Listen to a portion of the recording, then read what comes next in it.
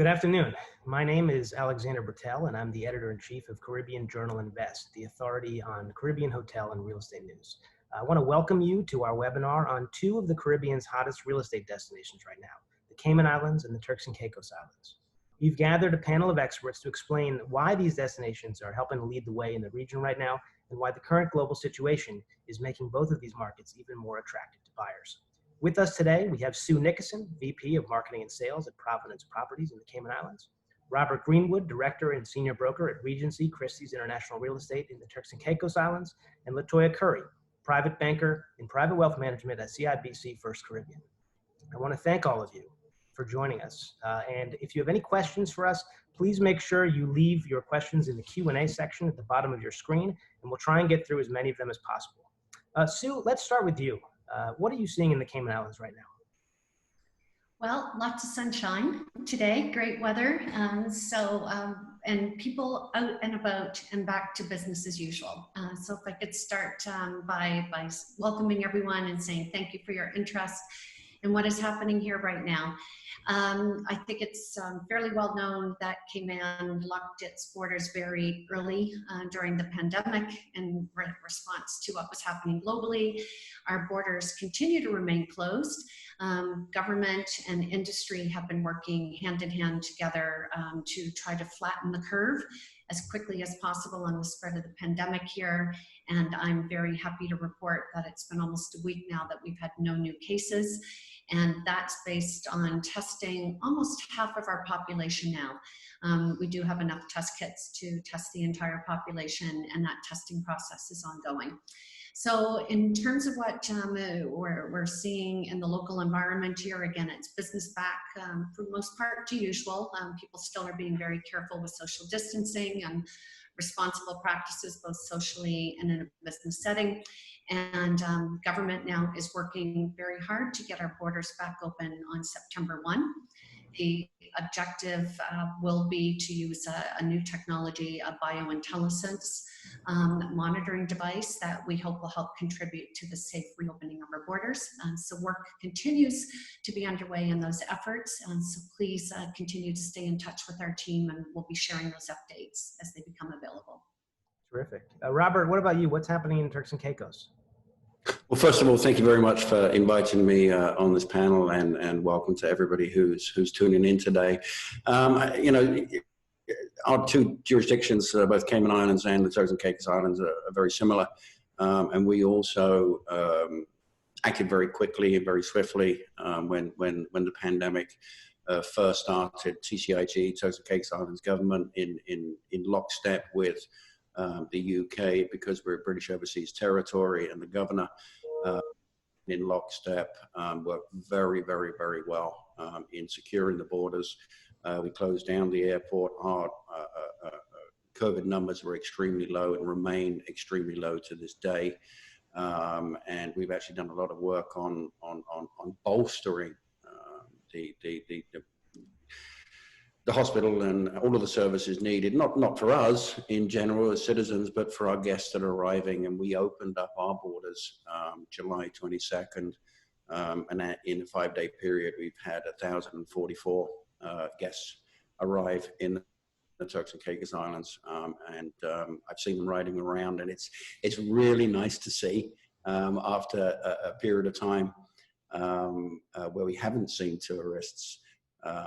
Seeing them riding around on the bikes at the hotels and enjoying themselves, and on the beach, and as you can see behind Sue, enjoying the beautiful waters and oceans of both of Turks and Caicos Islands. And I spent a lot of time talking to clients during our quarantine period, whether in New York, whether in any of the feeder markets, to see them being able to get out of that environment and come here to an open environment. It just feels good to know that they can do that. I can imagine. So, Sue, let me ask you, how has the pandemic been affecting your business and demand, et cetera? What are you seeing right now? I think we're seeing 5 key trends. The first trend, and this obviously applies to Cayman, but indeed the entire Caribbean, is more interest in the jurisdiction. Even before they start talking about real estate, They want to understand how the Caribbean can serve their property needs. And Robert and I have been in discussions about this for several months, and we are both seeing pretty much the same trend on people looking to the Caribbean as a place of refuge, you know, a place that's low density. So we're getting a lot more questions, just asking as you did, how are we doing? How is our island responding to the current conditions? Is it safe? Is there a sense of business continuity? The second thing we're seeing is interest from new markets. So typically, you know, our key markets have been the United States, Canada, and the UK. But I think the big difference is we're starting to see interest in markets from further afield.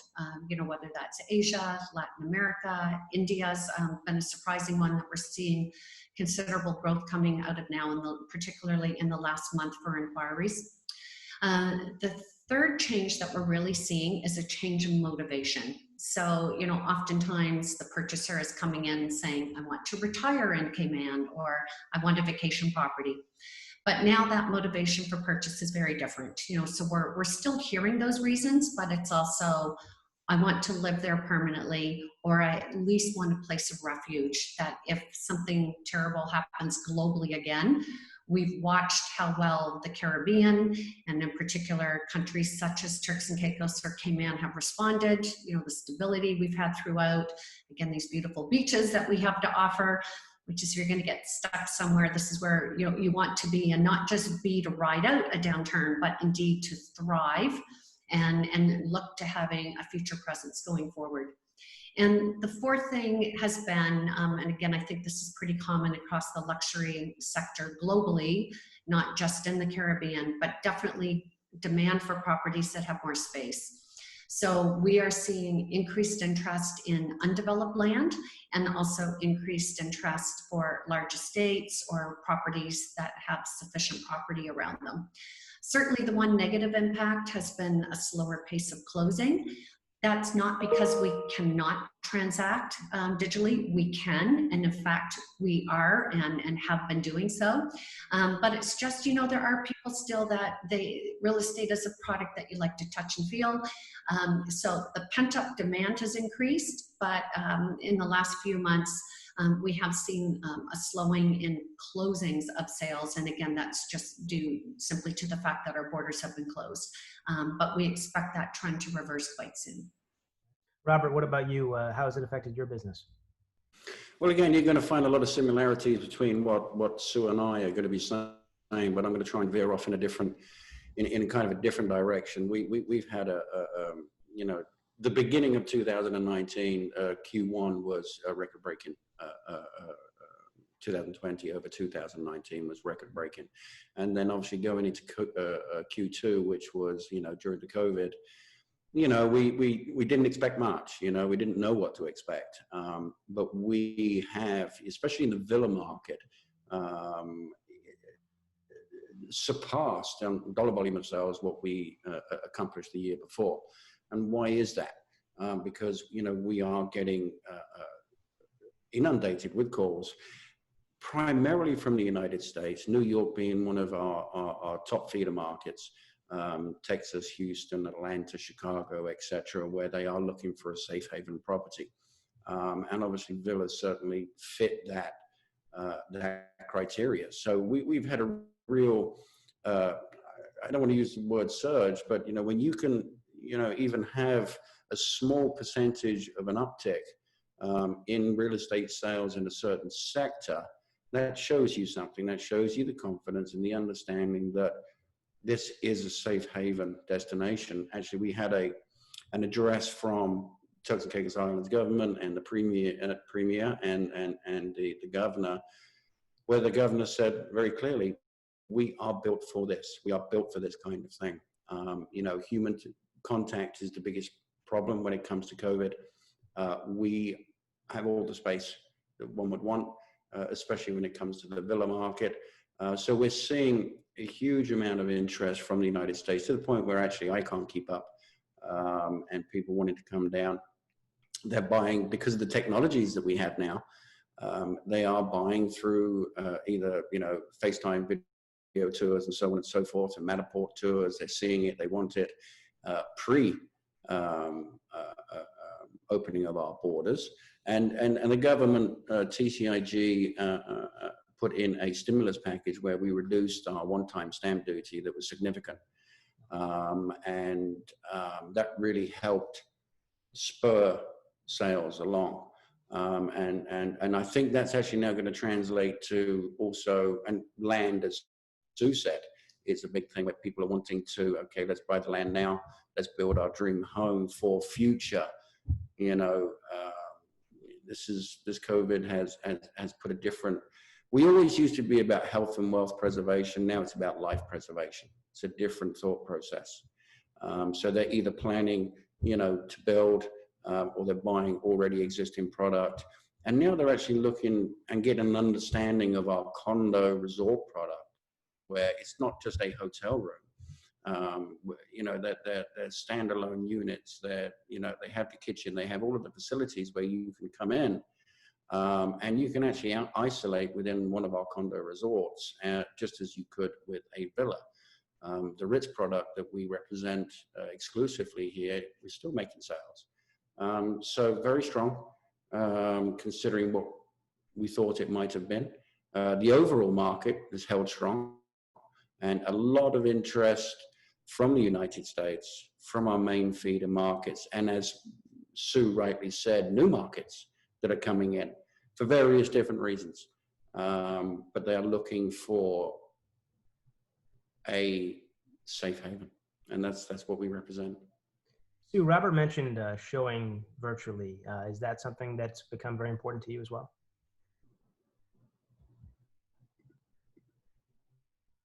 I think you're muted there. Sorry, I was trying to make sure I wasn't interrupting Robert. You know, so we thankfully were already in a good position with that, and I think just due to the nature of the number of international clients we've had, we've always relied on digital technology. So the 4 things, you know, we've been doing is, 1, just standard practice. We always have Matterport or you know, virtual walkthroughs of units for any property that we have for sale. So they've certainly been put to good use during this pandemic. The second thing are videos. So we really focus on video production again for our real estate, but also promoting the lifestyle in Cayman. Because again, I can't emphasize enough how much we're getting questions first about the jurisdiction, even before we are with the properties. The third thing is still photography. You know, even after we show the videos and we show the Matterport, people still very much appreciate all of that additional still photography that we're using. And the last thing is we are doing a lot of tours right now on FaceTime, on WhatsApp, FaceTime calls, on Zoom.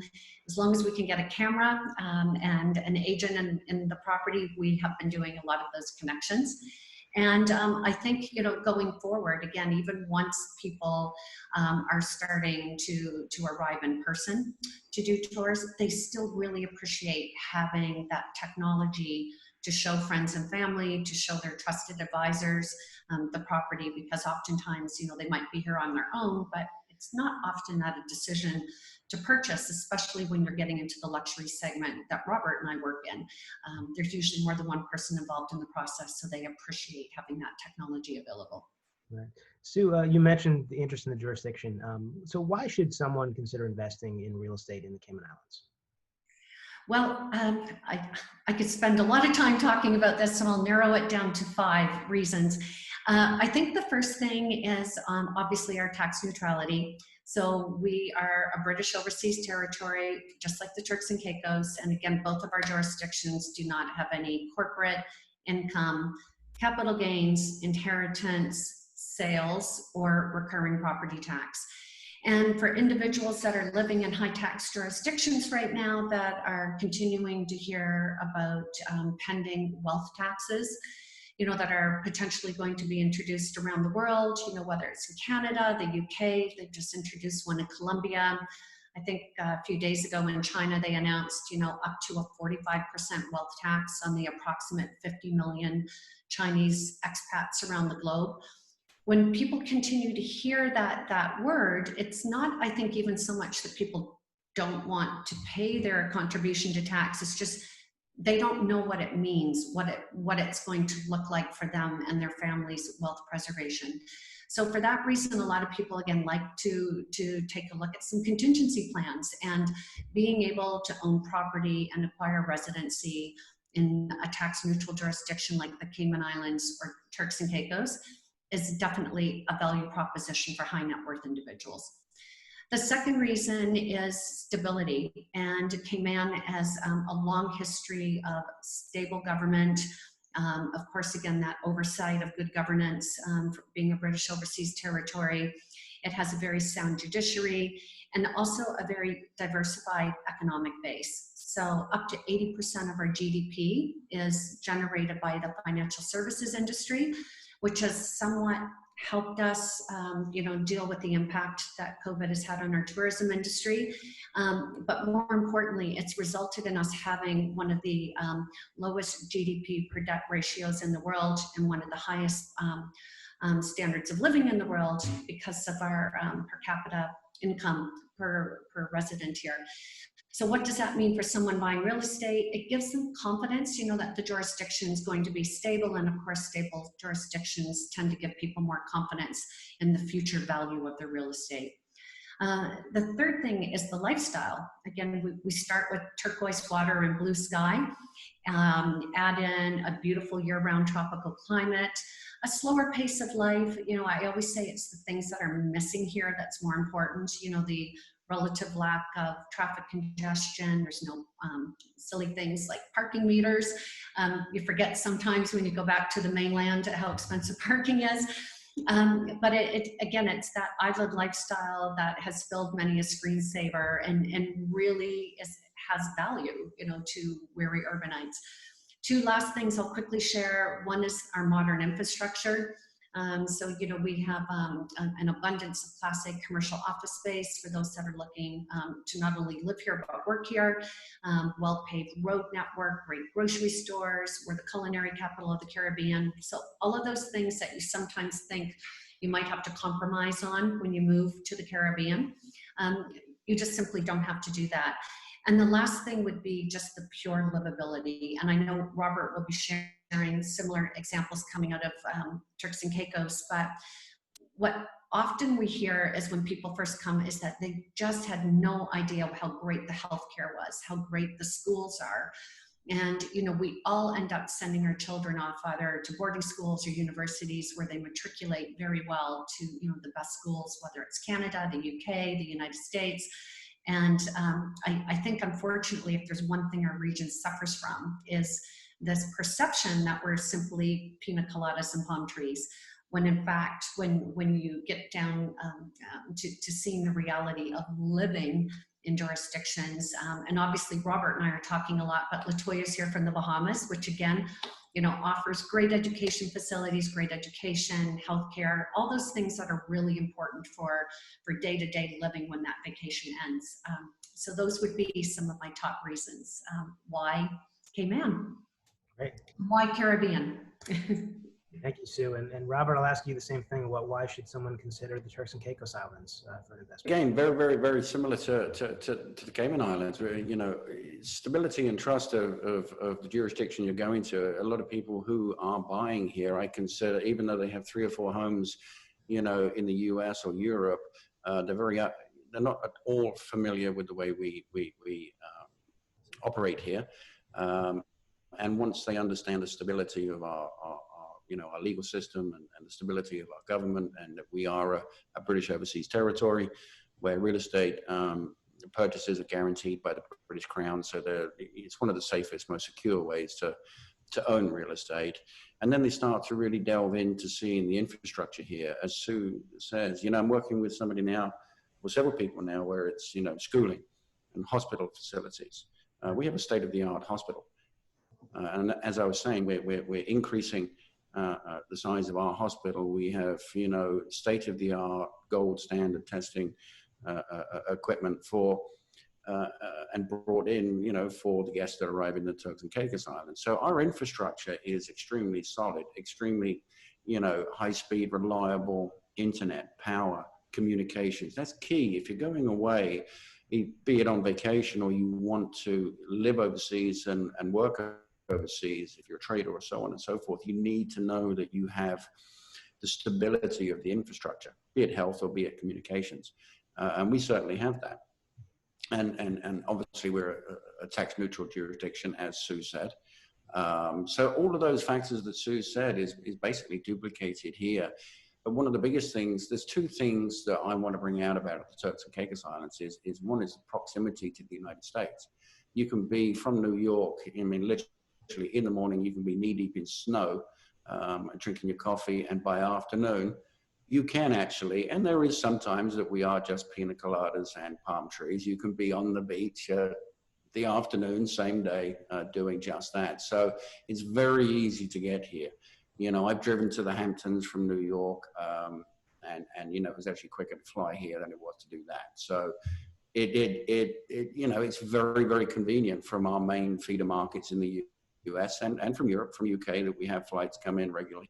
So that, you know, that's a very, very important factor. And also that we are a beginning of life cycle island, which is how I like to put it. And we've been able to, because we are newer, you know, we've been building to all of the newer standards, the Dade County code of hurricane standards and so on. So our construction, our infrastructure is extremely modern, and is extremely reliable, and is extremely resilient. So that's very, very important to our investors who are coming down here and are looking. And these are all the regular questions. What about schooling? The schooling here is fantastic. You know, I've had many clients who bought here. Their main concern was, what about schooling? They are overwhelmed by what we provide for schooling. They're overwhelmed by what we're able to provide for healthcare and infrastructure and so on and so forth, and the reliability.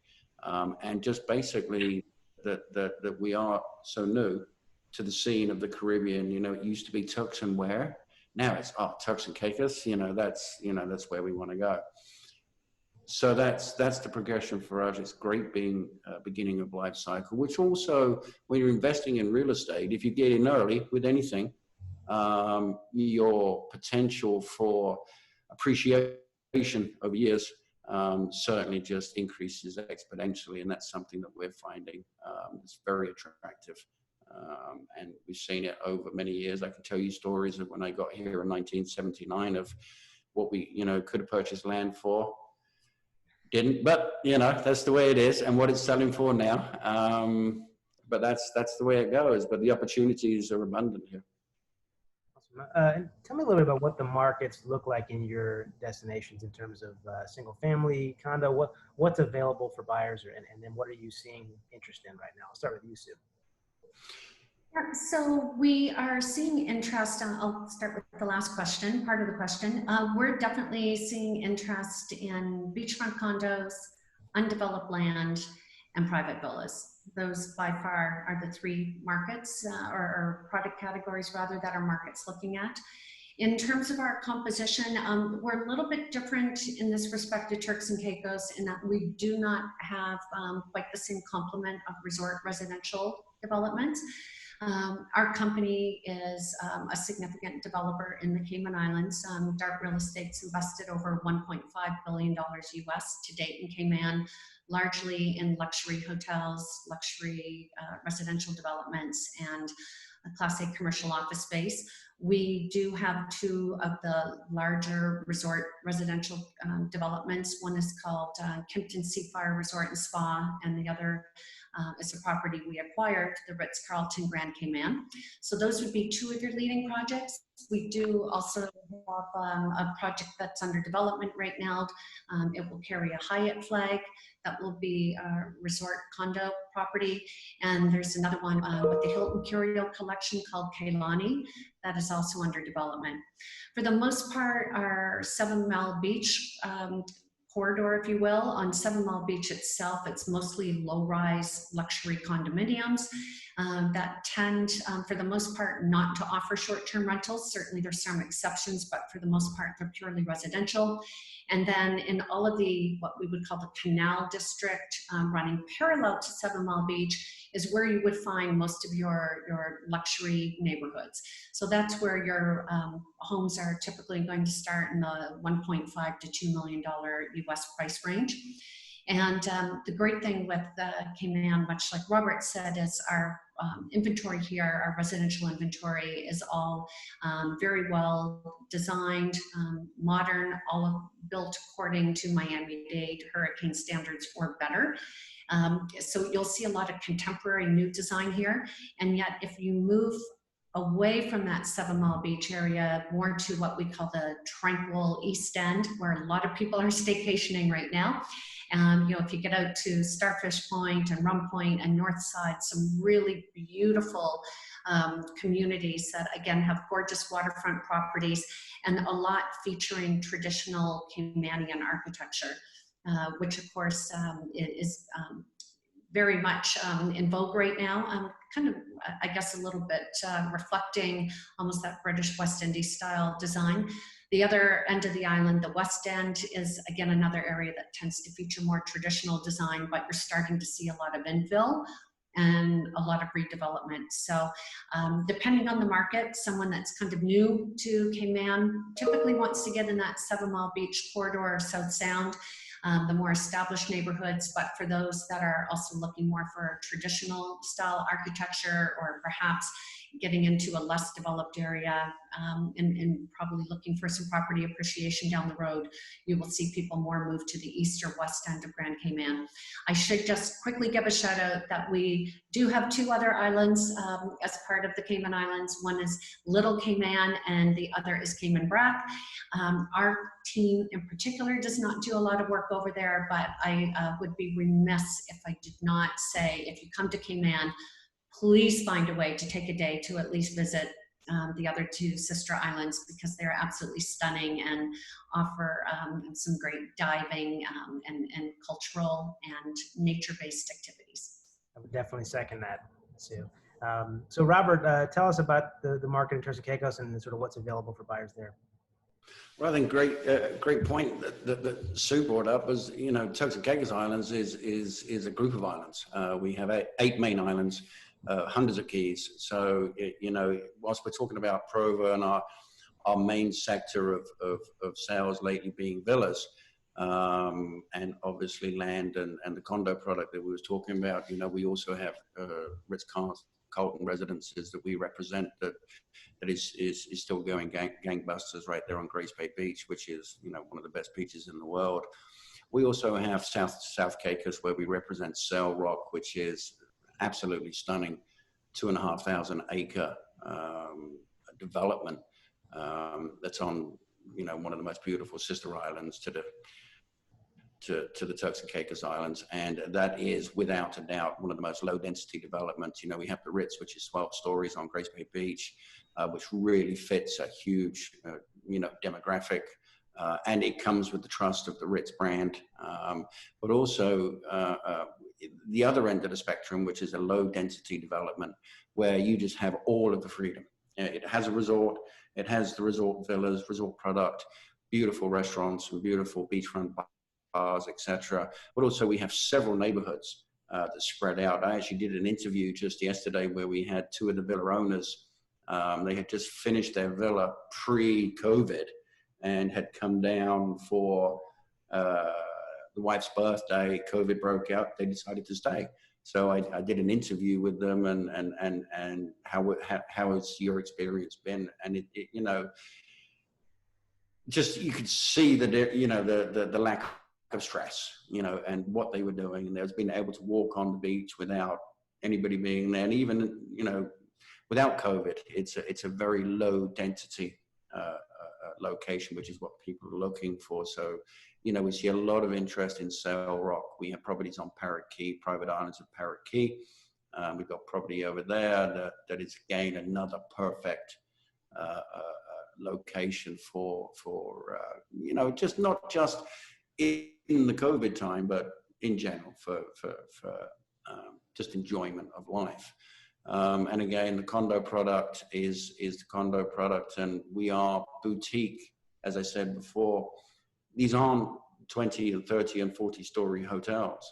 These are small 3, 4, and 5-story hotels, 6-story, where they're actually suites where you have self-contained kitchens and so on and so forth. So you can actually quarantine within the resort. So, from villas on Provo, which we saw a great deal of interest and sales.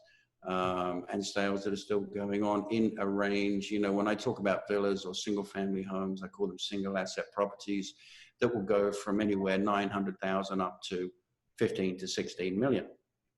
And then we have the luxury of looking out to our sister islands, be it Parrot Key, be it South Caicos and Sail Rock, and some of our other islands, Middle Caicos and North Caicos, which are absolutely stunning. If you've never been there, as Sue said, if you come to Provo, you've got to go visit these other islands. I've been in Turks and Caicos since 1979, and I still go to places on Parrot Key, on South at Sail Rock, North and Middle Caicos, and my jaw just drops. Yeah, I mean, it's unbelievably beautiful. So we've gone across the spectrum, across all of the islands, and certainly villas and land, and now the condos, because people are getting to understand that they're not just rooms that you can quarantine in. It's just an education process so people understand. Sue, I want to follow up on Robert's last point. You mentioned land. Is that something you're seeing interest in the Cayman Islands? Absolutely, yeah. And we're seeing people that, some land banking, but also people that are quite keen to come now and develop their own estates. And we're also seeing increase in interest in developers that want to come here and do new projects. And I think that's, I know LaToya will soon be talking about the fact that banks are still very actively involved in real estate, thank goodness, in the Caribbean. But we are seeing more interest in developers coming in, which again demonstrates, I think, the confidence in the future of resort and residential development in the Caribbean, and obviously specifically in our instance in the Cayman Islands. The minute our shelter in place lifted, we have 50 construction projects, major projects. I'm not talking just about individual home developments, but 50 different development projects under construction right now in Grand Cayman. And, this was a time, I think, when a lot of people might have said, my gosh, which projects are we going to see be put on hold, or, either due to a lack of financing or consumers pulling back from their interest in acquiring property there. All of those projects are full ahead. And in fact, that again is something else that's contributing to our ongoing business continuity, which has that ripple effect of confidence is continuing in the jurisdiction, money continues to be spent. I think the other reason why we're seeing more interest in land as well is, people are looking to diversify their portfolios. Some investors have done very well, taking advantage of this very dynamic financial market state of affairs at the moment. But real estate has always proven in a time of uncertainty to be a great product for alternative investment. And we are seeing evidence of that with some very savvy investors coming here right now. And obviously the fact that the banks are still lending, we're at historic low interest rates, and developers are looking to why people are going to be buying real estate in the future. And they are seeing that there's going to be even more opportunities as people look for properties, not only for vacation, for investment, or for residency, but indeed for places of refuge. And when you add all of those new layers of motivation coming in to the purchase process, it's not surprising to see that demand for land looking to the future, because we will come out of this downturn. And according to a lot of indications, we will come out of it almost as quickly as we went into it. And if the demand that we're seeing now is evidence of that, I think we'll hopefully all be together again on a call in about 6 months to say that things are looking really good. Here's hoping, yeah. Robert, I'll ask you the same question about land. Are you seeing interest in land in Turks and Caicos? Absolutely. And again, as Sue said, the developers are seeing that there is a definite need in this world of ours, as we've been progressing through COVID, to have safe havens. You know, I keep going back to the safe haven question. We've had a lot of land purchases here. And as Sue said, you know, with the Ritz, we were right back at construction. And we also have the Hyatt Andaz that's going up here, and they're progressing forward. Just spoke to the developer the last couple of days. So we've got major projects that are underway. None of them have stopped. None of them have faltered. And there's other developments I know in the Turks and Caicos Islands that are looking to expand and to grow. And really, you know, developers, they look into the future. What is going to be the trend, and people can see that this is going to be the trend, that people are going to need to. We're seeing it in the US. They're migrating out of the cities to the suburbs. Okay, and there's a natural progression to migrate, you know, potentially out of the United States and to have a diverse portfolio of real estate. And, you know, Roosevelt said during the Great Depression, there is no better investment than real estate if handled correctly, purchased in cash, maintained well, can't be taken away, can't be blown away, can't be lost. Your home is the cornerstone of wealth. Real estate is the cornerstone of wealth. I've seen 2008, 2009, millions of dollars go up just poof in the night. It doesn't happen with real estate. It is one of the best investments you can make. And if you want to diversify your portfolio, there's no better way. If you want to get all of your eggs out of one basket, don't have it all in one jurisdiction. Spread it out across. And that's what developers are seeing. And they're going to be more and more demand for places like Cayman, for places like the Turks and Caicos Islands. And they see that. They've got a lot of foresight. Well, that brings us to one of the biggest questions people have, which is about financing. And that's going to bring us to Latoya Curry from CIBC First Caribbean. Thanks again for being with us, Latoya. Tell us a little bit about how the pandemic is affecting lending, financing, what's happening right now. Good afternoon. Thank you for inviting me to be a part of this panel.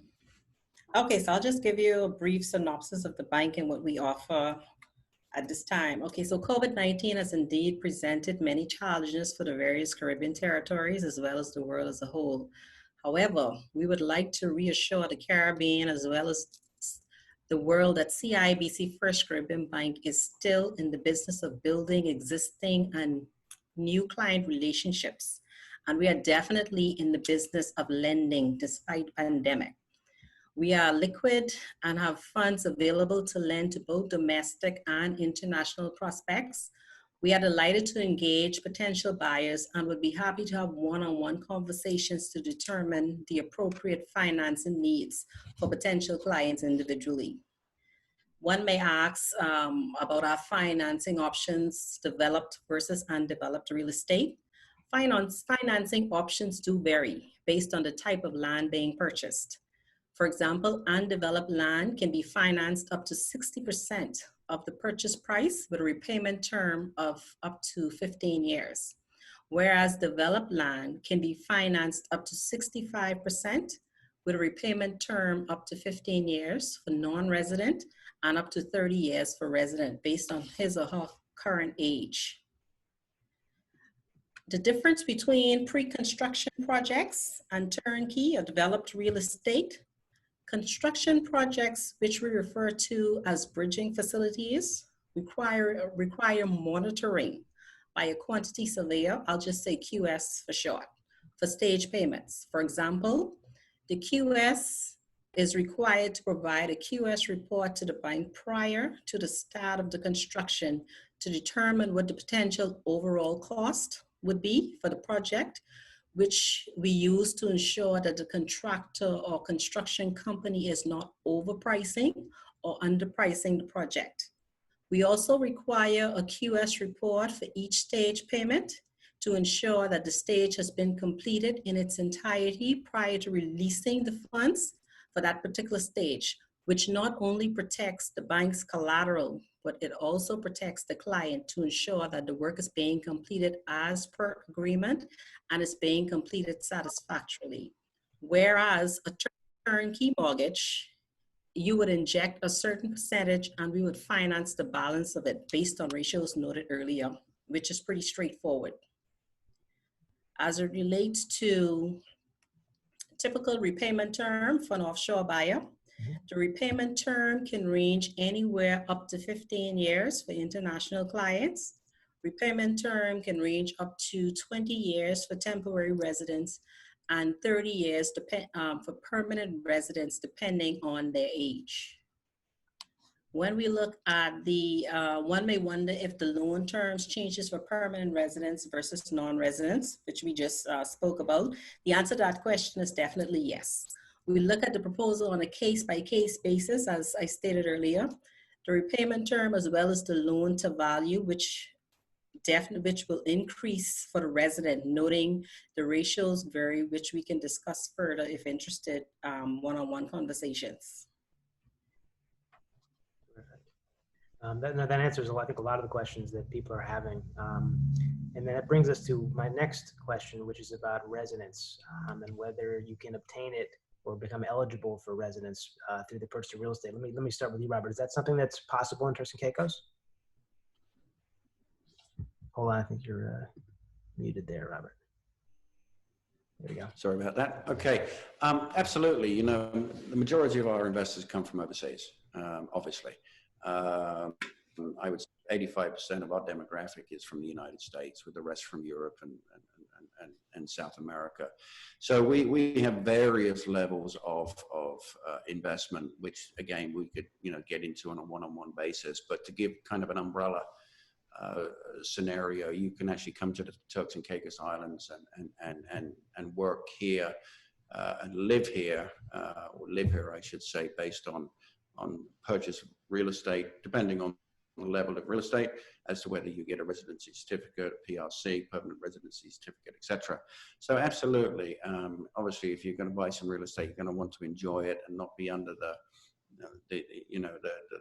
guidance of a 30-day tourist visa, if you will. So again, we're built for this. You purchase a property in the Turks and Caicos Islands, and there's various levels and steps you go through to acquire what we call permanent residency, which has without the right to work. You're here to reside at your property for really as long as you like. Very important for a lot of people in the UK, where they have different regulations where they can be outside of the country for a certain period of time. That helps them. But again, we have a lot of people that are coming down, especially now, that want to do more than just vacation here. They're now wanting to live here. So they want to know, well, what is the residency requirements? So that could be, so it gets a little bit complicated, and I don't want to overcomplicate the conversation today. But again, to say that we're built for inward investment. Our demographic is basically from overseas. That's it, our investor base. And for that to work, we have to have residency that allows you to enjoy your property. And that's what we have in place from, various levels of the spectrum. Right. And Sue, I'll ask you the same question. Yes, so and I, like Robert, would like to keep it high level, so I'll focus on kind of the top 5 questions we are asked every single time we receive this question. First thing is, before I answer you though, is to note residency is important more than ever before, because as we have seen during COVID, oftentimes borders are being opened first to citizens and residents, but not necessarily visitors. So that residency status, that oftentimes people might have owned a property in a place like Cayman or Turks and Caicos, and they thought it's okay, I just come back and forth as I need to be on a tourist visa. That's now changed, and they realize that the importance of residency is now giving them mobility. So to answer your question in full, yes, you can get residency in the Cayman Islands by investing either in business or through real estate. Real estate is typically the preferred path for those looking to earn residency here through investment. There are 2 broad programs. One is called residency, which gives you a certificate of permanent residency for 25 years, although that can be renewed for 1 additional 25-year period. The minimum investment that you need to make in developed real estate, so something that is move-in ready, is US $1.2 million. That does not allow you the right to work, and it does not allow you to apply eventually for citizenship. The second option, which we're finding is growing in demand, is called a certificate for person of independent means. That requires an investment of minimum US $2.4 million in, again, developed real estate. But the key differences with this program is it's lifetime residency. You can apply for a variation to have the right to work. And typically within 5 years, you can apply for a British Overseas Territory or Cayman passport. And then that then does qualify you to get a UK passport. So for those people or applicants who are often looking for a second citizenship, no British Overseas Territory will offer you an immediate pathway, but that certificate of persons of independent means, for those who have time on their side to work toward that application process, that is available.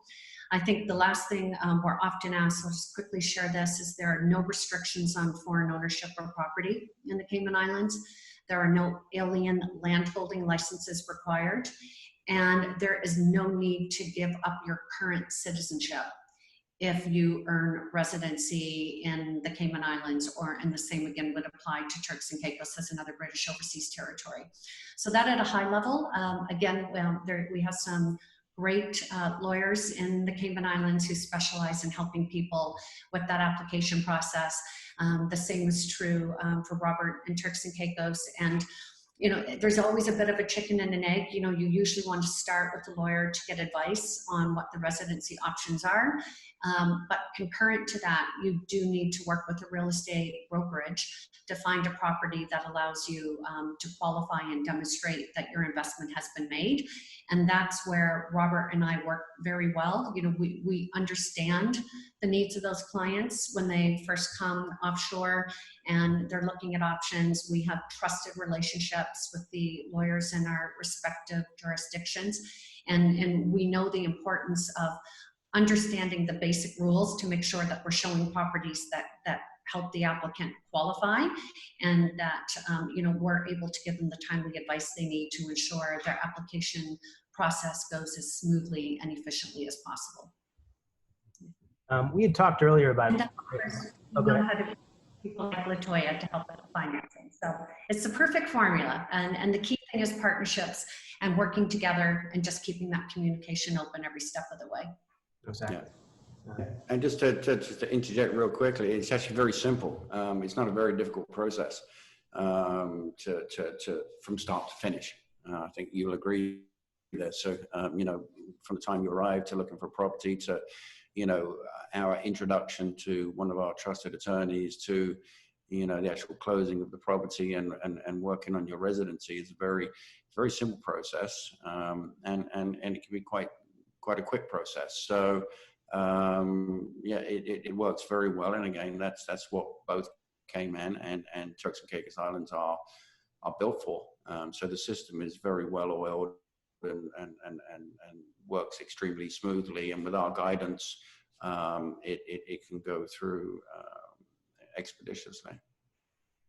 We talked earlier about purchasing land.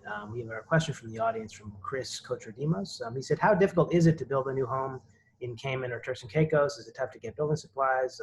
What are the local requirements like? Can you talk about that? I'll start with you, Robert. Well, absolutely. You know, it's another logistical step. Obviously, all of the materials come from the US. I'm working on a development right now with R.A. Shore Architects, which is Turquoise Banks, which is a small villa enclave of 6 villas. And we have some of the, R.A. Shore Designs is one of the top award-winning architects in the Caribbean. And, you know, they went straight back to construction, and, you know, we've got now a 4 months from now delivery date for the first 2 villas. We have regular shipping that comes in to the Turks and Caicos Islands. That's very reliable. And even during COVID, we did not have a single interruption for any shipping to the Turks and Caicos Islands, which is another big question that we get. You know, what happens if this happens in the US? Well, it's been proven. We've had no, you know, all our grocery stores were fully stocked. But when it comes to the construction, Once you purchase the property, again, trusted relationships that both Sue and I have with architectural companies, construction companies, and these are very high quality construction companies and architects and engineers and so on and so forth. And you know, we're a high value jurisdiction. So our clientele expect the very best of construction materials. They're all sourced from the US. And, you know, build times, you know, you can build a 6,000 square foot villa in 18 to 24 months from, you know, the initial purchase to, you know, sketching out the design with your architects on the back of a napkin to getting your certificate of occupancy and moving in and enjoying your first cocktail on the beach. So it's a very, very, again, with our, you know, our islands, they're not what people think. We're very evolved. We have very high-tech infrastructures. We have incredibly good construction. Extremely, you know, yes, we had one of the worst hurricanes in the Caribbean some years ago. And based on our construction standards, Grace Bay, where I'm sitting right now, 2 days later, the hotel next door was open. So we built to extremely high standards. So it is actually, it's an easy process that can be done. And again, how long is a piece of string, depending on how big the property is.